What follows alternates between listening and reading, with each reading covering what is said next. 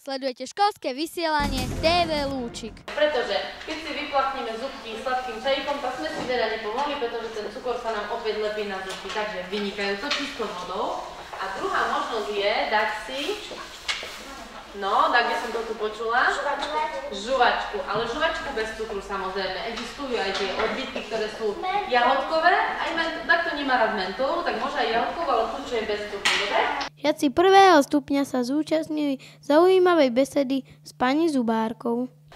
No a keď si teraz pozriete na tento model zubkov, tak som zistila, že tu máme jednu zadnú plôžku, chrbátik posledného zubka, ktorý sme nejakým spôsobom ani zvonku ho nevyčistili, ani znútra, sme na ňo zabudli. Takže, tak ako češeme predné zubky, takisto s kefkou nájdeme chrbátik posledného zubka a krásne ho vyčešeme, dobre?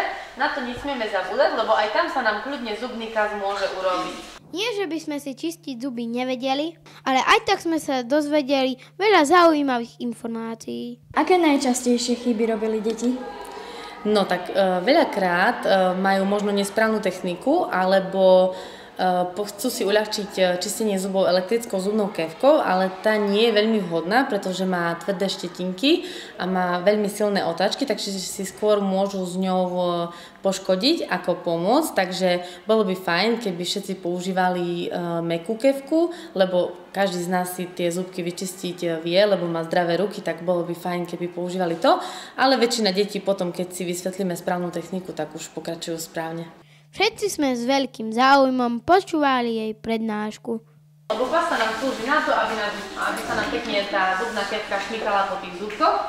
Môžete si dať jej veľa, ale zbytočne si dávať veľa, pretože máme potom za pol minúty plné ústa peny, všade nám to tečie, sme celí od tej pasty a zubky nie sú ešte efektívne vyčistené. Takže zubnej pasty nám stačí ako guličku, ako...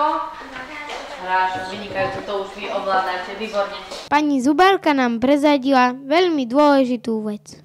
Ako sa prestať báť v zubnej ambulancii? Základ je navštevovať naozaj minimálne 2-krát v roku toho zubára. Myslím, že pre žiadneho zubára nie je problém to dieťa kľudne spraviť mu preventívnu prehliadku aj 5-krát do roka, ak je potrebné, ak to tomu dieťaťu pomôže zbaviť sa toho strachu z ošetrenia. Taktiež využívame napríklad možnosť toho, že keď rodič príde sám so sebou na ošetrenie a dieťa príde s ním, tak aspoň sa v odzvukách nadýcha toho prostredia, vidí, aké to vydáva zvuky, zvykne si postupne, aby sa prestávalo postupne báť, kľudne môže položiť akúkoľvek otázku.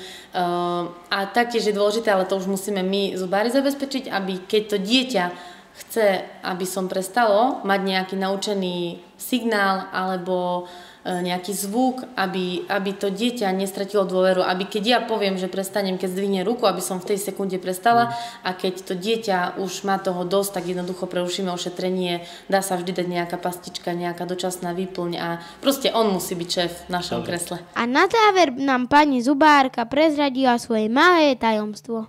Bojíte sa sama zubára? No, tak určite mám taký jemný rešpekt, no ale keď musím, tak musím aj ja už ísť. Pre televíziu Lúčik Jakub Dančo a Števo Kuruc.